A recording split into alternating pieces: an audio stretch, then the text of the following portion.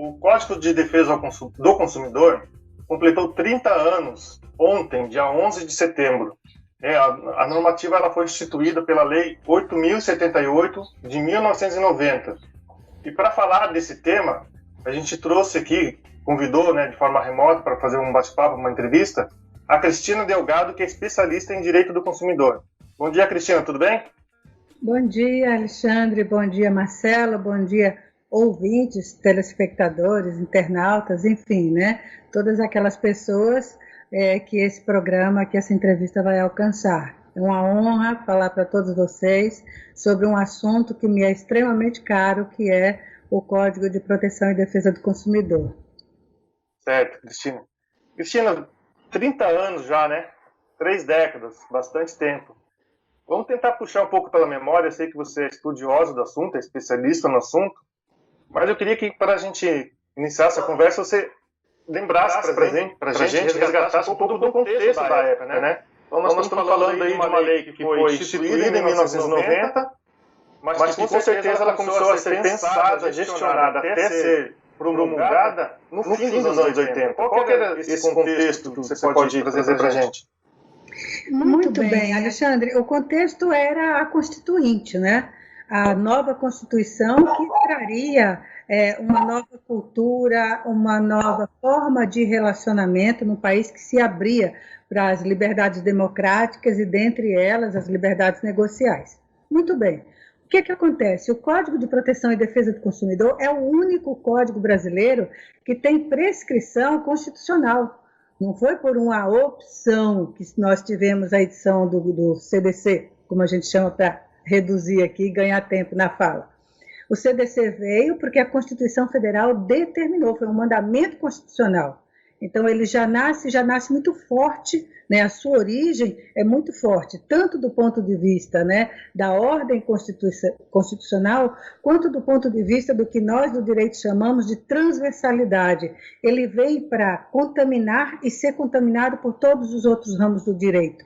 Existe um comparativo histórico, já que a gente está fazendo essa introdução histórica, bem interessante.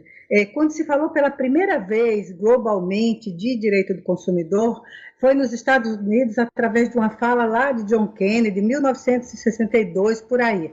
Ele fazendo um discurso no Congresso Nacional, na abertura dos trabalhos lá, ele disse uma frase emblemática, ele disse, olha, todos nós, em algum momento das nossas vidas, somos consumidores. Veja que coisa interessante.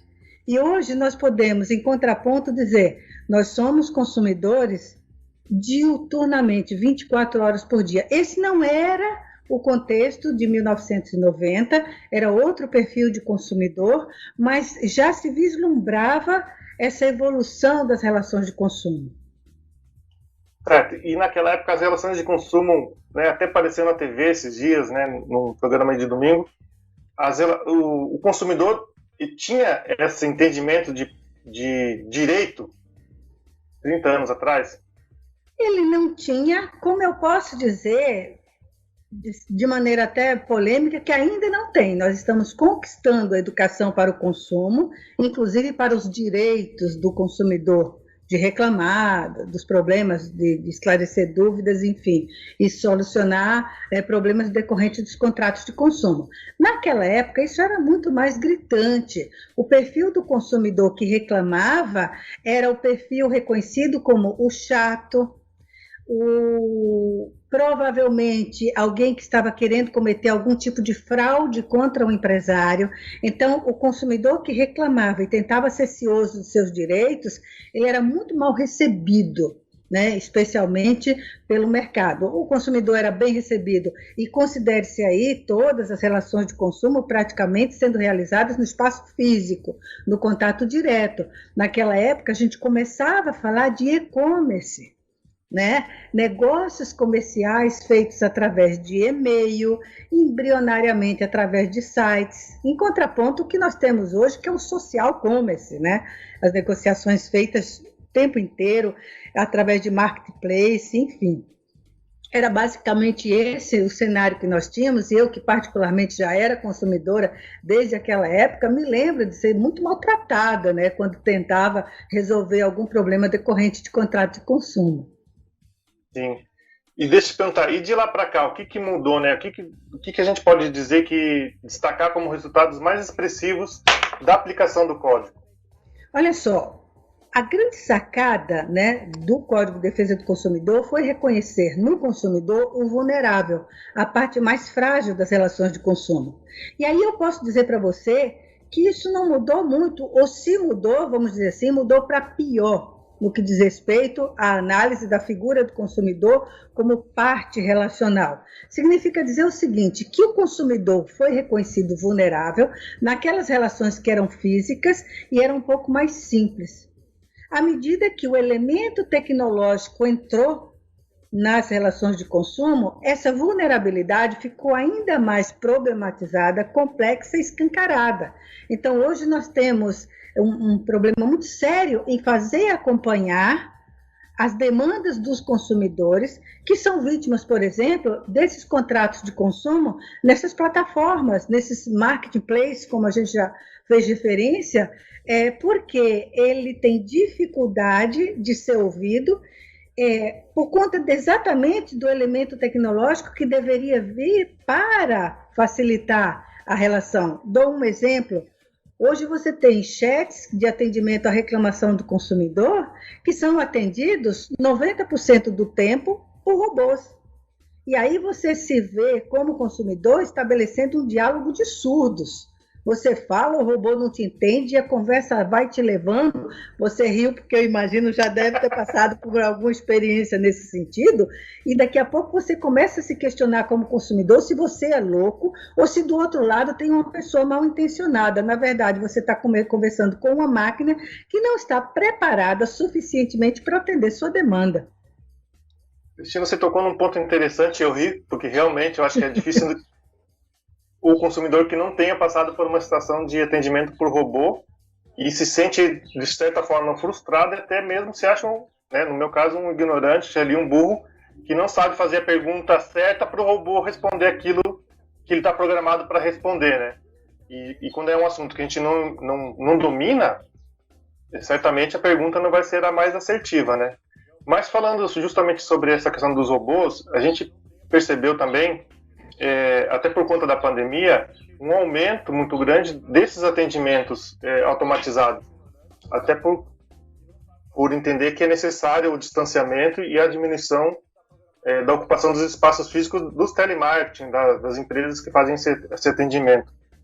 Nesses casos, como recorrer, como conseguir uma assistência, né, um atendimento garantido em lei?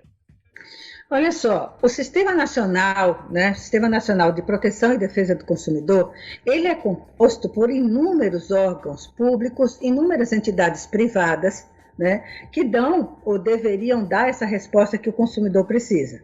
Nós temos na ponta e diretamente órgãos que funcionam e têm dado uma resposta na medida das suas competências, na medida das suas possibilidades técnicas, dos recursos que dispõem. Nós temos a plataforma consumidor.gov.br tem sido bastante eficiente nesse sentido, de atendimento à demanda de consumidores. Nós temos os PROCONs, especialmente a partir de 2004, salvo engano da minha memória, a partir de 2004, quando é criada uma secretaria nacional no Ministério da Justiça que integra todos os PROCONs. Então, é muito interessante que o consumidor saiba que o PROCON tem 3 grandes finalidades, funções ou atribuições. A primeira é de educação para o consumo. A segunda é de fiscalização, órgão fiscalizador, que é aquela que a gente se impressiona mais quando o PROCON realiza. E a tarefa de órgão conciliador. Então, o PROCON não tem a função de resolver o problema individual do consumidor, mas quando um consumidor denuncia ao PROCON o problema que ele está tendo, ele tem uma chance de resolver, através do que, como eu disse, da conciliação. Então o PROCON vai chamar a outra parte e os empresários bem intencionados, interessados e que respeitam com lealdade, com boa fé, que é que é o que, ao fim e ao cabo, preconiza todo esse sistema legal de proteção ao consumidor, ele vai ao PROCON como parte para tentar uma composição que fica mais barato, inclusive, e mais interessante no que diz respeito à imagem do próprio empresário. Então, nessa tarefa conciliadora, é muito importante que o consumidor procure os PROCONs, né, para esse tipo de tentativa de conciliação.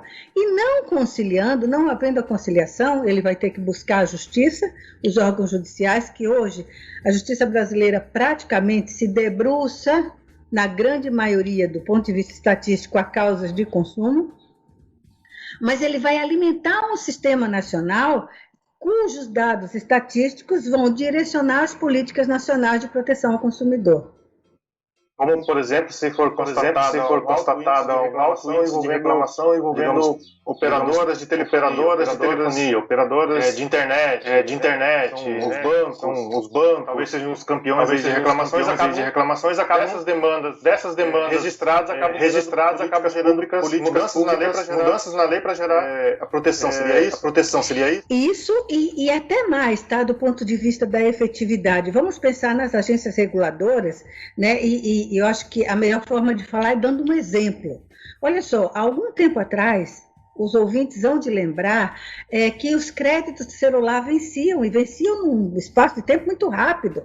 Eu já não tenho mais nem memória, mas tinha o crédito que vencia com 30 dias, você perdia, ele sumia no ar e adeus. Você tinha que comprar mais créditos e tal. O que aconteceu? Foram tantas as reclamações, foi tão grande a indignação demonstrada pelos números, pelos dados estatísticos e pelos infográficos todos, né, que o Consumidor BR trata, que chegou uma hora que a Anatel não teve outra alternativa a não ser chamar as operadoras de telefonia e dizer: acabou a farra. Agora vocês vão ter que oferecer crédito com mais tempo, porque a demanda é muito grande. É o que a gente chama da bola de neve, que ela vem em cima do consumidor, mas que com a força, né, da política do feixe de varas, ou seja, da coletividade, a gente devolve para que quem tem o poder de regular, regule, quem tem o poder de fiscalizar e punir, que fiscalize e punha. E crie normativa, né, que proteja efetivamente o consumidor desse tipo de reclamações que ficam demonstradas de maneira cabal nos números a partir da efetiva participação do consumidor. Ou seja, a efetiva participação transforma. A gente às vezes pensa assim: eu vou reclamar. Olha só, e é terrível porque assim, a gente tem as grandes reclamações e as pequenas. Então, as pessoas pensam assim: puxa, perdi R$5 nesse tipo de situação. Será que vale a pena o meu esforço? O seu só não, mas o seu somado pode chegar a quem de direito, né? Certo. Cristina, e você destacou os avanços, mas eu vou também te perguntar das falhas, né, das lacunas do Código de Defesa ao Consumidor. Nessas 3 décadas, 30 anos aí de caminhada, o que já deu para identificar que precisa ser melhorado, precisa ser atualizado? Eu diria para você o seguinte: a lei não é pronta, ela não é acabada, ela tem sido minimamente eficaz para atender demandas, por exemplo, na internet, quando ela foi feita num ambiente onde havia só negociações praticamente em espaço físico, mas ela precisa de constante atualização, né? Há no Congresso Nacional uma comissão permanente de atualização. É preciso muito cuidado nessas atualizações, porque a gente sabe que o lobo cuidando das galinhas é muito perigoso e há lobos cuidando de galinhas. Eu posso, inclusive, depois, né, se te interessar, falar um pouquinho da lei do saque, que está em revisão. Eu estou muito preocupada com isso, tenho acompanhado a comissão que está fazendo essa revisão e pode ser que o consumidor se depare com perdas significativas no direito que ele tem a um 0800, hoje, como é reconhecida a lei do saque. Mas é preciso que, mais do que a atualização da lei, seja considerada a necessidade da efetivação do que nós já temos. Eu falo do quê? De PROCONs melhor aparelhados.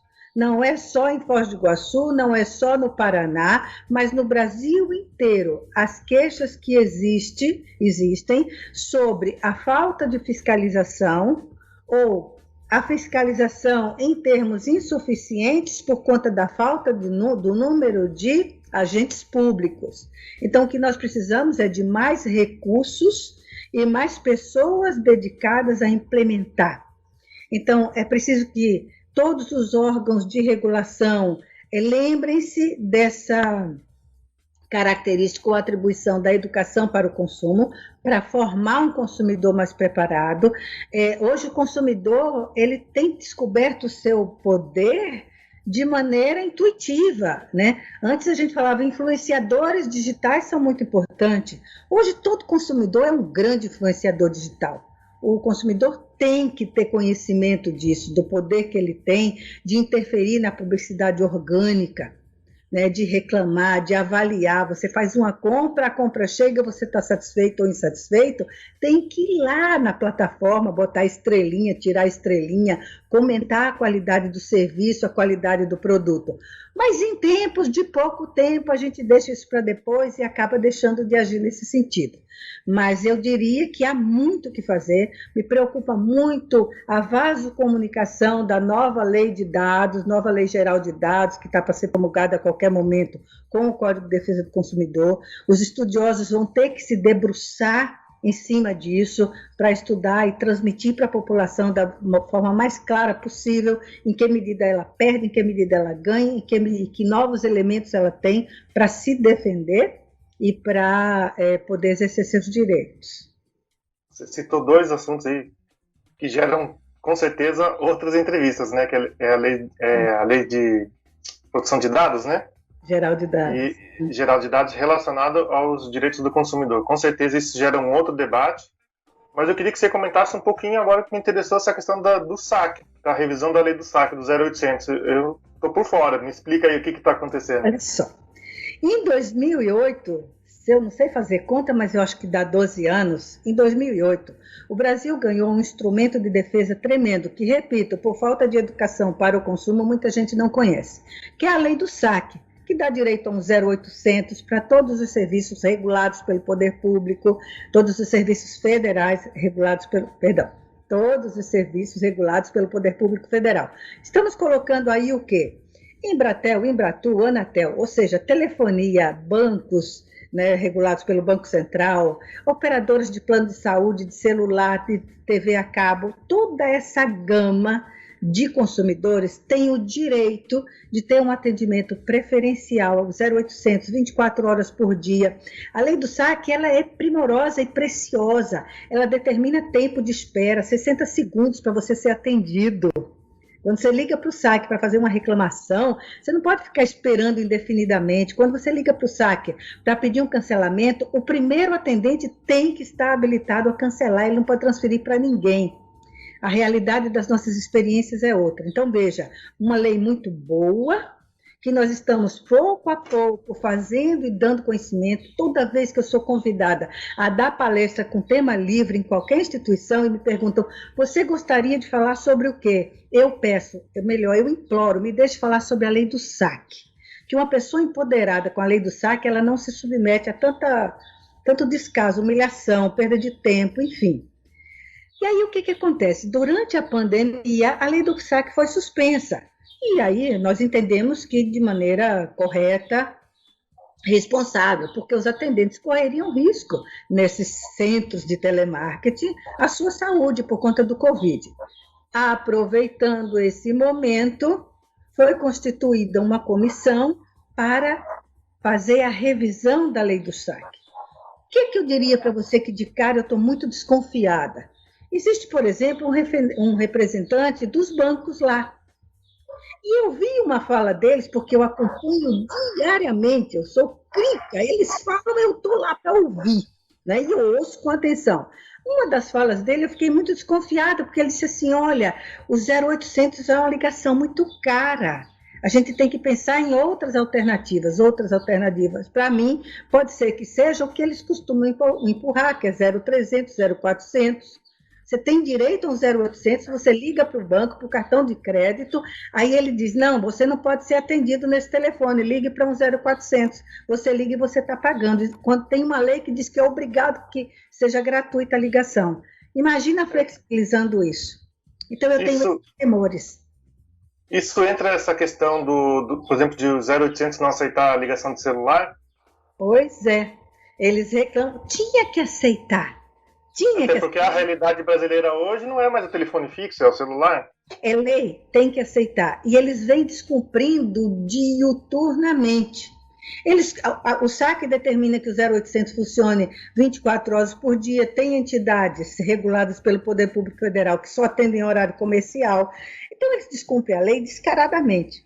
Imagina flexibilizando a lei, ou melhor, deixando eles fazerem parte da composição da nova redação da lei. Então, a gente tem que estar muito atento, e eu estou muito preocupada, sabe, com os rumos que as coisas estão tomando com esses novos normatizadores.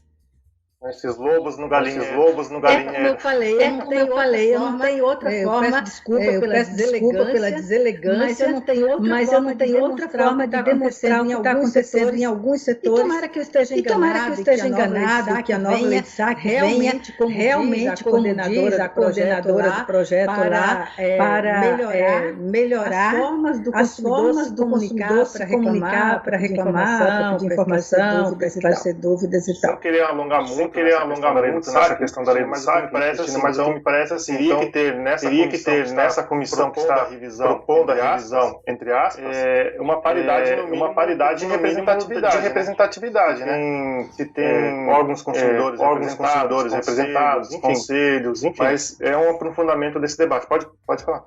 Então, eles disseram que trataram o tema de forma científica e a forma de participação dos consumidores foi através de uma consulta pública, que me parece que não foi tão divulgada assim. As pessoas levantaram algumas questões que faziam parte de um questionário, fechou para contribuição, e aí os empresários tiveram tempo de opinar de uma forma mais abrangente.